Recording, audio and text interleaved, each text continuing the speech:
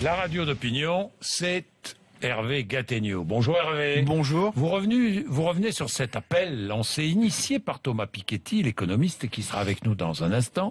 Appel à l'organisation de primaires à gauche. D'autres ont signé, Michel Vievorka, Daniel Cohn-Bendit et tant d'autres pour une primaire ouverte de la gauche avant 2017. Est-ce une idée folle? Pas pour vous. Votre parti pris.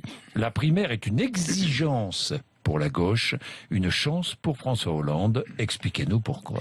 Si on lit le texte de cet appel, ce que vous avez fait, Jean-Jacques, vous l'avez compris, ce que racontent les auteurs de cet appel, c'est que les partis de gauche, et au fond leurs électeurs, sont en grand désarroi pour des raisons qui doivent absolument être clarifiées avant la présidentielle.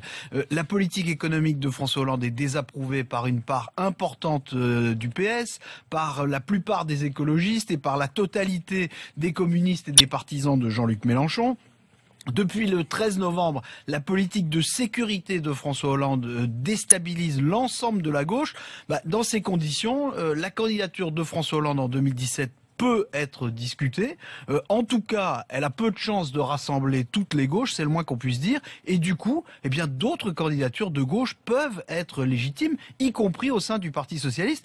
Pour que ce débat ait lieu et pour que ce débat soit tranché d'une façon claire et démocratique, il y a une solution. Et en réalité, il n'y a qu'une solution, c'est la primaire. Imaginons à la primaire, une primaire de gauche, d'un côté Piketty et de l'autre Macron. Oh là, vous allez vite en besogne.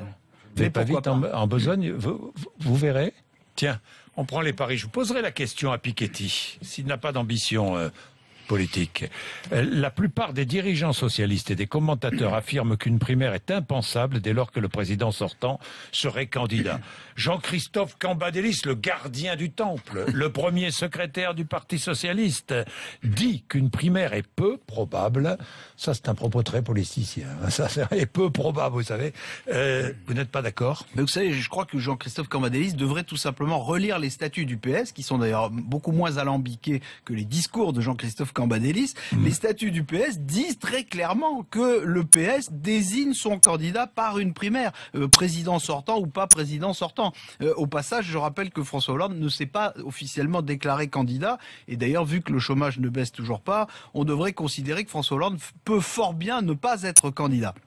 Donc à tout prendre, je crois qu'il vaut mieux s'en tenir aux règles applicables plutôt que d'annoncer les arguments de circonstance donnés par l'Élysée. Si un simple adhérent du Parti socialiste saisit la justice, au fond, comme Jean-Marie Le Pen l'a fait pour contester son exclusion au Front National, si un simple adhérent du PS saisit la justice, le premier tribunal venu imposera le respect des statuts.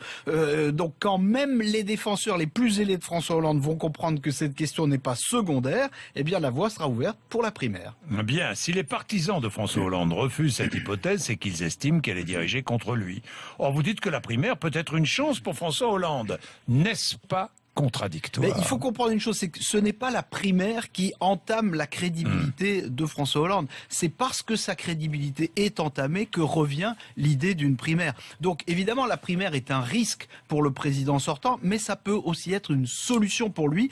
D'abord, s'il y a une primaire, objectivement, François Hollande en sera le favori, surtout que rien ne dit que ces nombreux détracteurs de gauche arriveront à lui opposer un candidat commun. Et puis surtout, la primaire, c'est le seul moyen de convaincre les Verts et même éventuellement les communistes de renoncer à avoir leur propre candidat à l'élection présidentielle. Et ça, c'est une condition absolue pour qu'un candidat de gauche, François Hollande ou un autre, puisse être au deuxième tour en 2017. Alors je ne sais pas si François Hollande peut s'imposer en 2017, mais je suis à peu près convaincu qu'il ne s'imposera pas sans une primaire et que donc la primaire va s'imposer à François Hollande.